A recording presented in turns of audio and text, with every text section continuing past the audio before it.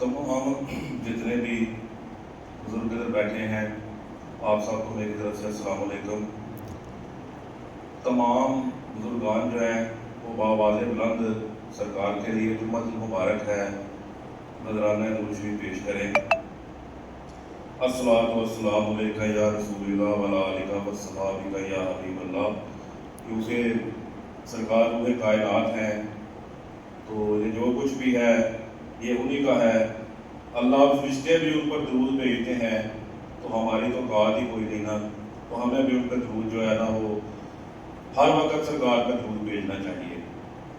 मैं आज अजमत वालदैन शान वालदैन, क्योंकि आजकल बड़ा ये देखने में आता है कि हम अपने यार दोस्त की महफिल में तो जाते हैं, उनके साथ हम हंसी मजाक भी करते हैं, लेकिन अपने वालिदैन से हम जो है ना वो उस तरह का रवैया इस्तेमाल नहीं करते। अपने वालिदैन से हम लड़ाई झगड़े करते हैं, कोई भी है। वालिदैन का एहतराम, बुजुर्ग बैठे हैं, सबको पता है कि अल्लाह और रसूल के बाद अगर हमारे लिए कोई सबसे बड़ा पीर है वो हमारे वालिदैन ही है।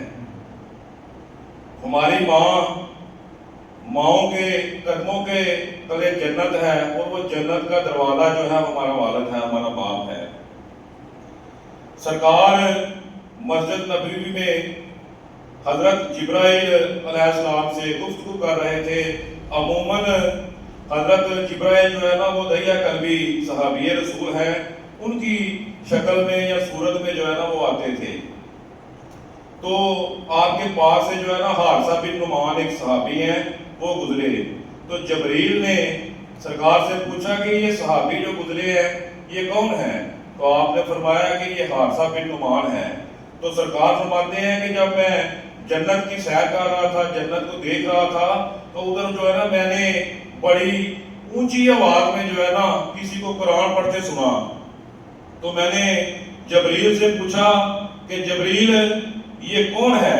तो जिब्रील ने फरमाया कि ये हारिसा बिन नुमान है। तो सरकार फरमाते हैं कि ये माँ की खिदमत करने का सिला है। अगर हम अपनी माँ की, अपने बाप की खिदमत करते हैं, अगर हारिसा बिन नुमान जन्नत में ऊंची आवाज में कुरान पढ़ सकते हैं, तो हम भी पढ़ सकते हैं अगर अपने वालिदैन का एहतराम करें। सरकार फरमाते हैं एक दफा जो है ना सरकार मस्जिद नबवी में बैठे हुए थे, तो सरकार की आंख मुबारक से जो है ना आंसू निकल रहे थे। सहाबा कराम आए, तो सरकार की आंखों से अगर आंसू मुबारक निकले तो सहाबा से बर्दाश्त क्यों नहीं ना होगा। तो सरकार को वो कहते हैं कि सरकार आज आपकी आंखों में आंसू, ये क्या माजरा है? तो सरकार फरमाते हैं सहाबा से कि आज मुझे मेरी माँ की याद आ गई। सरकार फरमाते हैं कि मैं अगर नमाज पढ़ रहा हूँ और मैंने नमाज नीति हुई है, और मेरी माँ आमना अगर मुझे आवाज मारे ना ए मोहम्मद, तो मैं नमाज को छोड़ के तोड़ के अपनी माँ की बात सुनने के लिए चला जाऊँ। ये नबियों के इमाम, कुल कायनात के रूहे कायनात, जमीनों समान के, दो जहां के मालिक ये बात कर रहे हैं सरकार। और सरकार आप ये सोचें कि दो जहां के मालिक मैंने कह दिया, आप मुझे बताएं बुजुर्गों कि हमें किसने बताया कि अल्लाह है? एक सहाबी रसूल थे ना, तो एक वाकया, वो बड़ा लंबा वाकया, तो एक वाकया था। तो सरकार ने पूछा तूने इस वाकया में मेरी जमानत दी, तूने देखा तो नहीं था कि मैं ये सौदा कर रहा हूँ, ऊँट का सौदा था? तो वो सहाबी आगे से कहते हैं सरकार अगर मैंने ये ऊँट का सौदा नहीं देखा तो मैंने तो अल्लाह भी नहीं देखा। आप भी आए, आपने हमें आगे बताया कि अल्लाह एक है, उसकी इबादत करो। तो हम जब हम आपकी बात मानकर अल्लाह को एक मानते हैं, तो फिर हम गवाही क्यों नहीं दे सकते? हम गवाही भी दे सकते हैं। तो एक माँ बाप का एक वाकया है कि बाप, हमारे बाप ने भी हमें पाला। ये चीज देखने में मिलती है कि औलाद जब बड़ी हो जाती है तो अपने बाप से पता है क्या कहती है? सब अपने बाप से कहती है कि तुमने हमारे लिए क्या किया। अगर तो कोई बाप जायदादें बना दे, कोठियां कारें बना देना, तो फिर हम कहते हैं हमारे बाप ने हमारे लिए बड़ा कुछ कर दिया है। लेकिन अगर ہمارا باپ ہمارے لیے کوٹھیے کارے نہ بنائے تو ہم کہتے ہیں کہ ہمارے باپ نے ہمارے لیے کچھ نہیں کیا.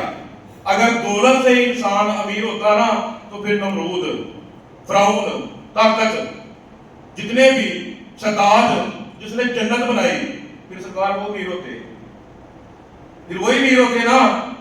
وہ آج بھی دوزخ میں ہے. انہوں نے شرک کیا، اللہ کی مخالفت کی. تو جو اللہ کی مخالفت کرتا ہے نا پھر وہ ذلیل ہی ہوتا ہے.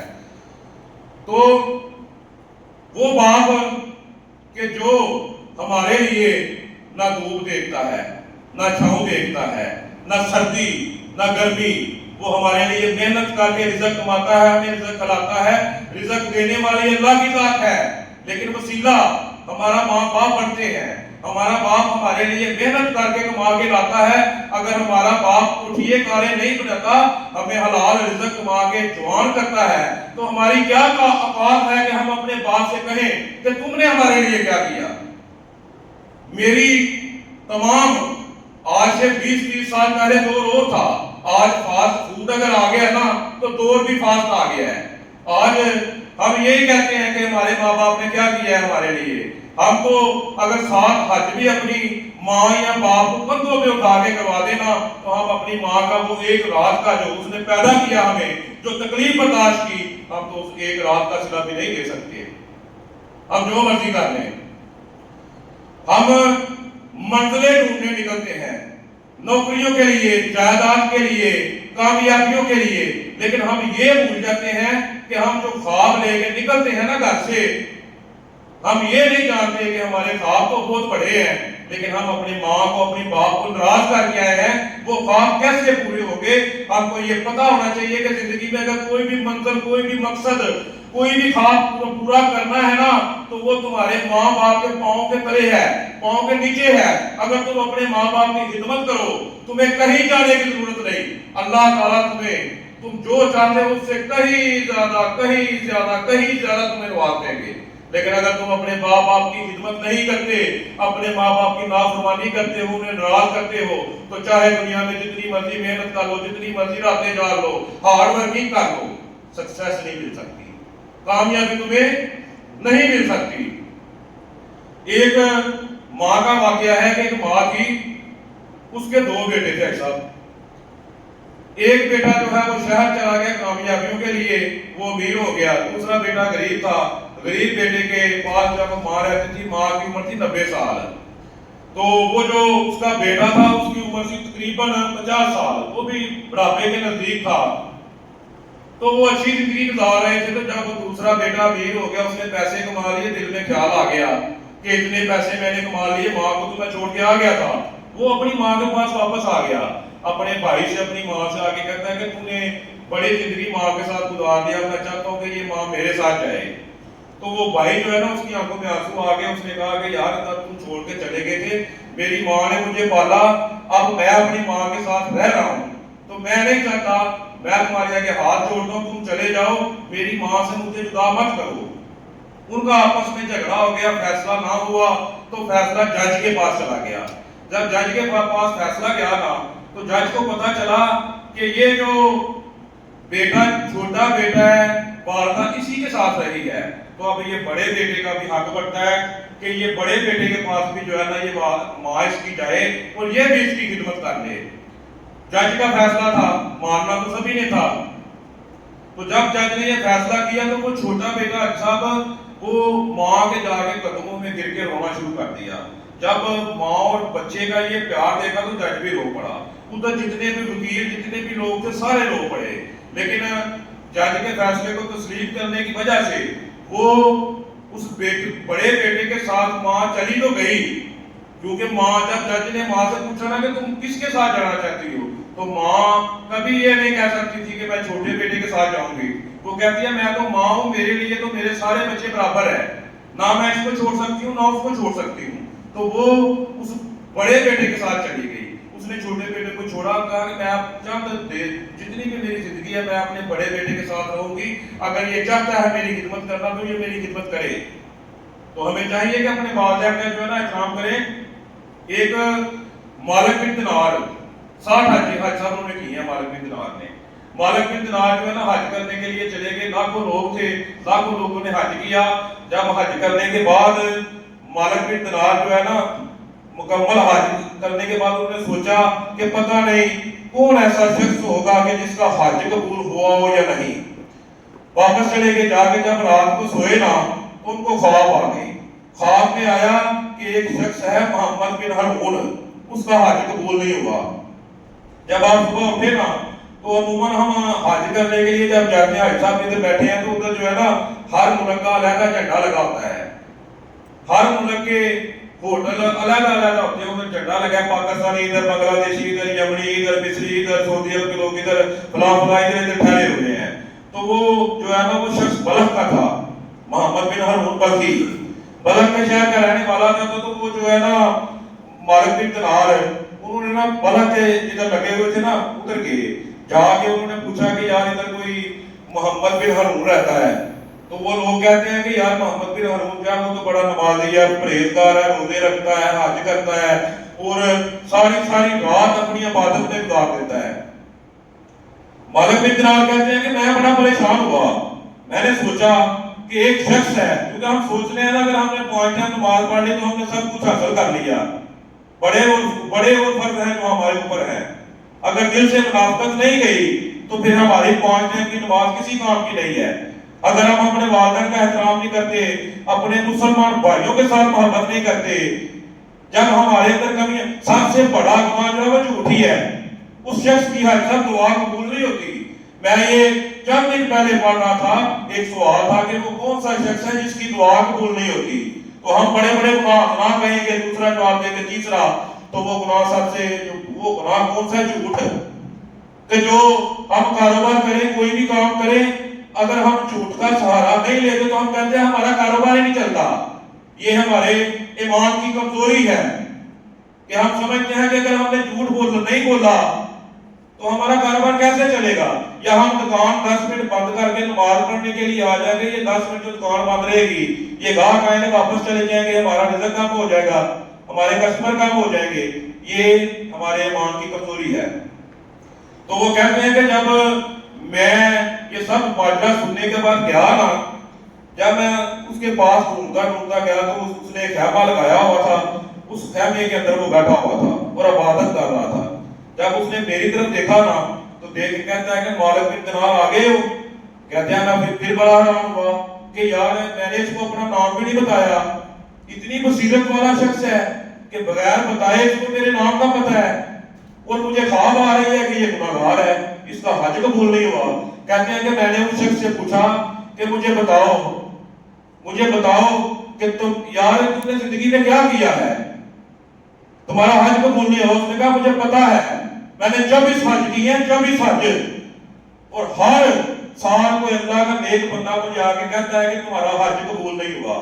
تو مالک بن دینار کہتے ہیں مجھے بتاؤ یہ ماجرا کیا ہے، تمہارا حج کیوں قبول نہیں ہوتا؟ تو وہ کہتے ہیں کہ میں